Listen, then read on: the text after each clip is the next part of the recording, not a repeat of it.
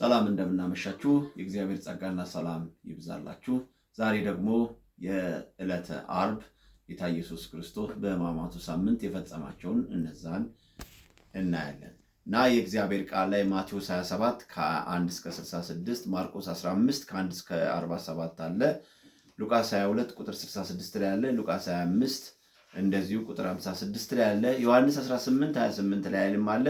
ዮሐንስ 19 17 ላይም አለ።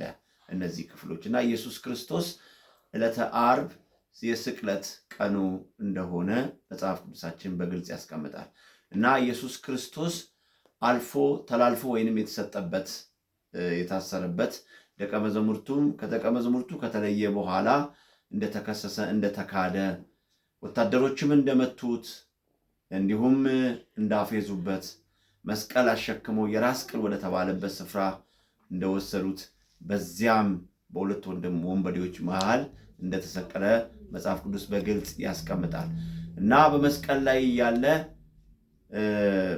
ላይ ያለ ተሾፈበት። ህዝቡም እስቲ ራሱን ያድን የሚል አይነት ሐሳብ እንደተናገሩ መጽሐፍ ቅዱስ በግልጽ ይናገራል እና ኢየሱስ ክርስቶስ በመስቀል ላይ ያለ ብርሃን ተከለከለች፣ ፀሐይም ጨለመች፣ የምድር መናወጥም ሆነ። ይህንን ካዩት የሮም መቶ አለቃው አንዱ በኢየሱስ ክርስቶስ እርሱ የእግዚአብሔር ልጅ መሆኑን አመነ በዕለተ ዓርብ። ይሄ ትልቅ እግዚአብሔር ፈቃድ የተከናወነበት ቢሆንም ኢየሱስ ክርስቶስ በመጽሐፍ ቅዱስ ላይ በግልጽ እንደተናገረው የሰው ልጅ የሚከብርበት ጊዜ ደርሷል አለ። የኢየሱስ ክርስቶስ ክብር በመስቀል ላይ መሞቱ ነበረ። ይሄ ከሰው አስተሳሰብና ከሰው አመለካከት ውጭ ነው። ኢየሱስ ክርስቶስ በመስቀል ላይ ለመሞት ሲዘጋጅ የሰው ልጅ የሚከብርበት ጊዜው ደርሷል ብሎ ተናገረ እና በዕለተ ዓርብ ኢየሱስ ክርስቶስ ሰንበት ሊገባ ሲል ተሰቅሎ ሞተ እና ዕለተ ዓርብ ከ12 ሰዓት በኋላ የአይሁድ ሰንበት ይገባል እና የኢየሱስ ክርስቶስ ሥጋ ምሽት ከ12 ሰዓት በኋላ በመስቀል ላይ መሆን አይገባውም እና ምንድነው የተደረገው? በአይሁዳውያን ሕግ አንድ ሰው በመስቀል ላይ ሥጋው እስከ ምሽት ድረስ ወይንም ደግሞ እስከ ምሽት ድረስ መሆን አይገባም። ለዚሁ ሐሳብ በዘዳግም ምዕራፍ 21 ቁጥር 23 ላይ ይናገራል። ይሄንን ተከትሎ ምክንያቱም አንድ ሰው ተሰቅሎ በመስቀል ላይ ካመሸ ምድሪቱ የተረገመ ይሆናል ይባላል እና ይህን ተከትሎ ዮሴፍ የተባለ አንድ ባለጠጋ በክርስቶስ ኢየሱስ የሚያምን ከሌሎች አመፀኞች ጋር ያልተባበረ ምንድነው ያደረገው?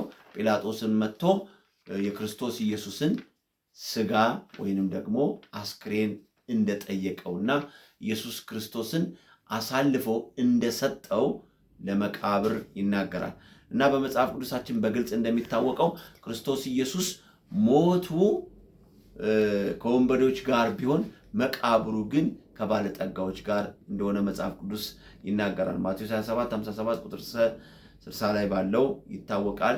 ቀብሩም ደግሞ ከኃያላኖች ጋር እንደነበረ በመጽሐፍ ቅዱስ በግልጽ ይናገራል እና ጌታችን ኢየሱስ ክርስቶስ እንደሚታወቀው ሞቱ ከወንበዴዎች ጋር ቢሆን ቀብሩ ከኃያላን ጋር ማንም ያልተቀበረበት አዲስ የተዋቀረ ዋሻ ውስጥ ኢየሱስ ክርስቶስ ተቀበረ እና ይሄ ቀን በጣም የሚያሳዝን ነው። የክርስቶስ ኢየሱስን ፓሽን፣ ህመሙን፣ ስቃዩን መረዳት መቻል አለብን። ኢየሱስ ክርስቶስ በክብር አለ። ኦፍኮርስ በዚህ ሰዓት በክብር አለ። ግን ይህንን እንድናስብ መጽሐፍ ቅዱስ ራሱ ይገልጽልናል የክርስቶስን ኢየሱስን ቃል። ምክንያቱም ቅዱስ ራትን ከመሰረተ በኋላ ምንድን ያለው? ይህንን በበላችሁ ጊዜ ሞቱና ትንሣኤውን ትናገራላችሁ አለ። በዚህ መጽሐፍ ቅዱስ ውስጥ የክርስቶስ ኢየሱስን ሞት፣ ትንሣኤውን፣ መከራውን ሁሉ እንድንናገር፣ ምጽአቱን ሁሉ እንድንናገር ይናገራልና ኢየሱስ ክርስቶስ በዕለተ ዓርብ በስቅላትና በመቃብር ነበረ። ኢየሱስ ክርስቶስ ያድናል። ኢየሱስ የሞተው ለኛ ነው የሚል ኮሜንት እንድትጽፉ ጠይቃለሁ። ይህንን መልእክት ለብዙዎች እንዲደርስ የማህበራዊ ሚዲያ ጓደኞቼ ሪፖስት፣ ሼር፣ ኮፒ አድርጉ። እንዲሁም ይህንን አካውንት ፎሎ አድርጉ። የእግዚአብሔር ጸጋና ሰላም ይብዛላችሁ። ለማሳጠር ብዬ ነው እንጂ በዕለተ ዓርብ ብዙ ነገር አድርጓል። ተባረኩ።